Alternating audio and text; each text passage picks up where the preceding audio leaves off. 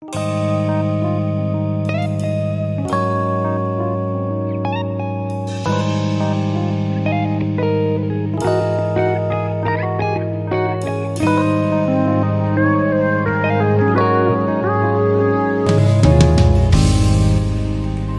pessoal, paz do Senhor Jesus, que Deus abençoe.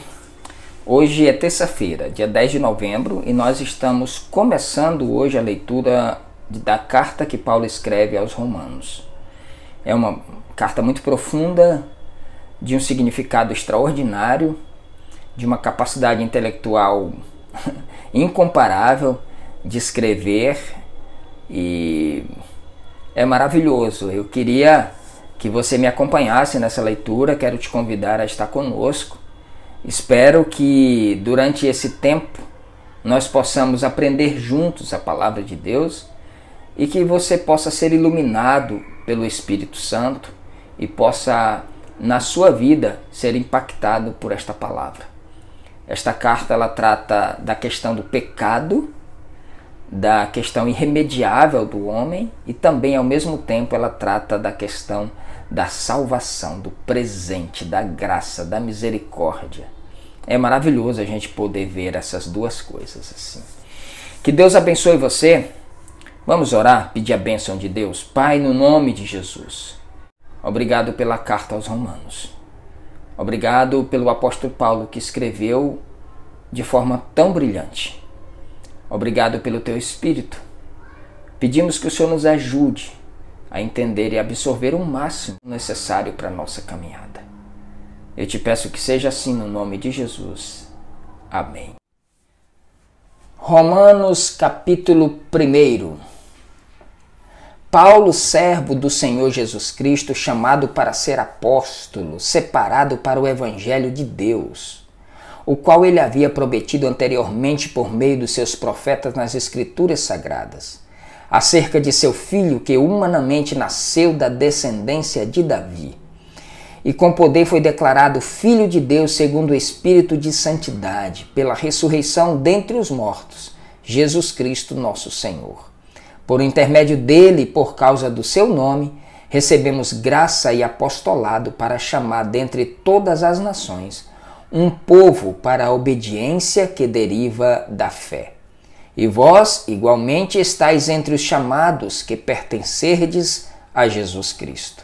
A todos os que estáis em Roma, amados de Deus, convocados para serdes santos, graça e paz a vós da parte de Deus, nosso Pai, e do Senhor Jesus Cristo.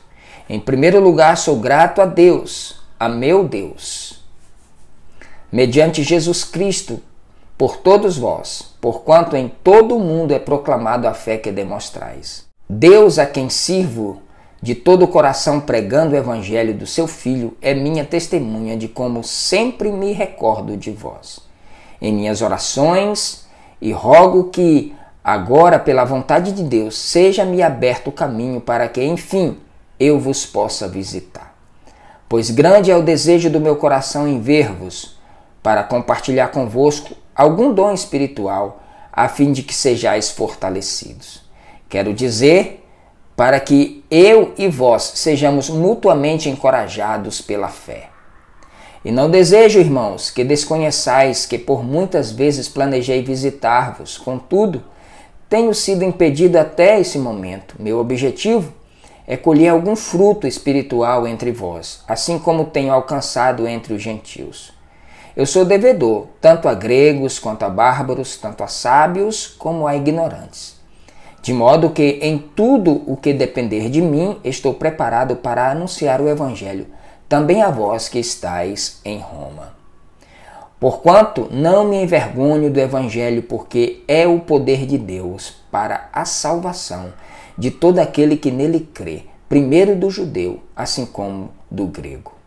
Visto que a justiça de Deus se revela no Evangelho, uma justiça que do princípio ao fim é pela fé, como está escrito, o justo viverá pela fé. Portanto, a ira de Deus é revelada dos céus contra toda a impiedade e injustiça dos homens, que suprimem a verdade pela injustiça humana. Pois o que de Deus se pode conhecer é evidente entre eles, porque o próprio Deus lhes manifestou. Pois desde a criação do mundo, os atributos invisíveis de Deus, seu eterno poder e sua natureza divina têm sido observados claramente, podendo ser compreendidos por intermédio de tudo que foi criado, de maneira que tais pessoas são indesculpáveis. Paulo aqui faz um prefácio, faz ali uma oração por todos, né? Mostra ali o seu carinho e a vontade, o desejo de estar com eles lá.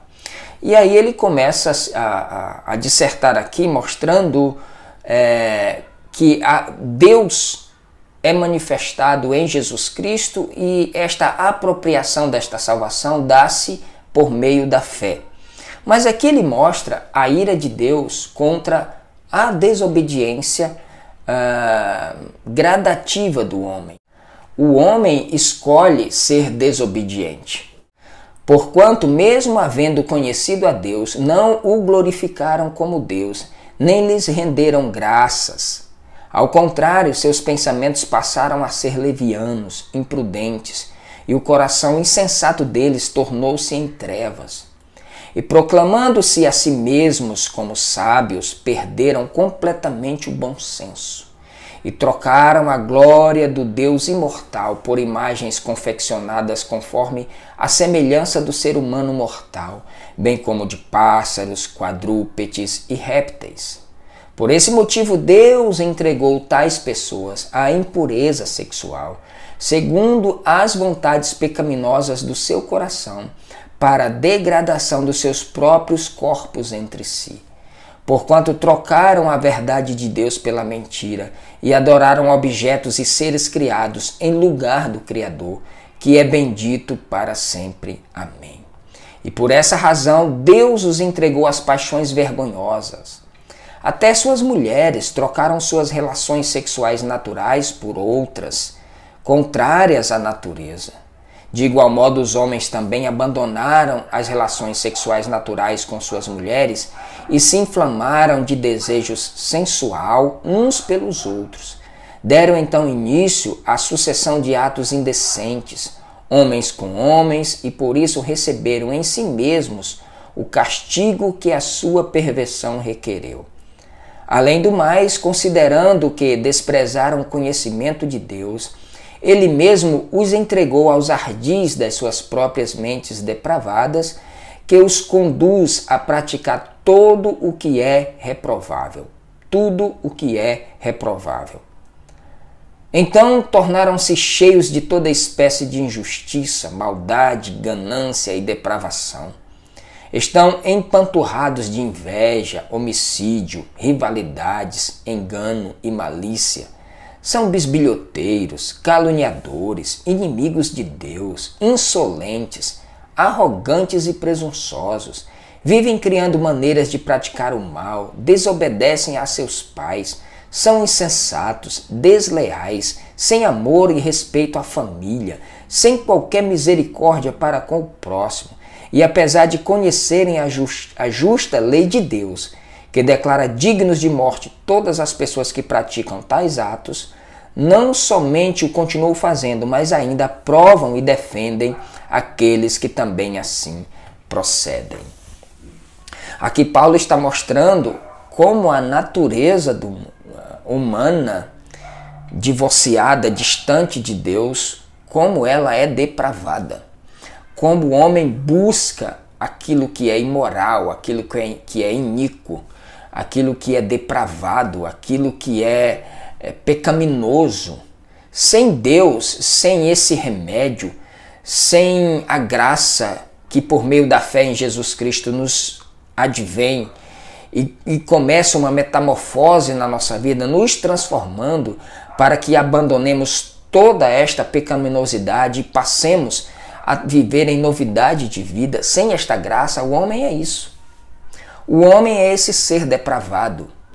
A gente pode ver tudo aquilo que ele está falando, isso calha exatamente nos dias que nós estamos vivendo hoje. Os homens hoje são desleais, sem amor e respeito à família, sem qualquer misericórdia, conhecem a lei de Deus, sabem que isso é contrário à vontade de Deus, e ainda assim eles continuam fazendo deliberadamente, e não só fazem, mas ainda aprovam e defendem aqueles que assim o procedem. Paulo começa aqui escrevendo aos Romanos e mostrando esta natureza terrível humana. Eu creio que a carta aos Romanos é uma das mais profundas que existe. O escritor Karl Barth, ele escreveu um comentário de mais ou menos 500 páginas só falando aqui sobre Romanos. Romanos tem 16 capítulos, uma cartinha pequena que ele escreve aos irmãos de Roma. Mas tem uma profundidade muito grande porque ela trata de duas coisas muito importantes. Primeiro, a questão do pecado, da pecaminosidade. E segundo, a questão da misericórdia e da graça de Deus. Então, apertem os cintos aí, esse só foi o primeiro capítulo, eu espero que você aproveite. Eu não tenho aqui o objetivo e a pretensão de dar aula em cima de Romanos, mas eu quero apenas aqui agradecer a Deus por essa oportunidade da gente ler a carta aos Romanos. Leia e deixe que o Espírito fale ao seu coração. Que Deus abençoe. Amanhã a gente se encontra aqui no capítulo de número 2. Até lá.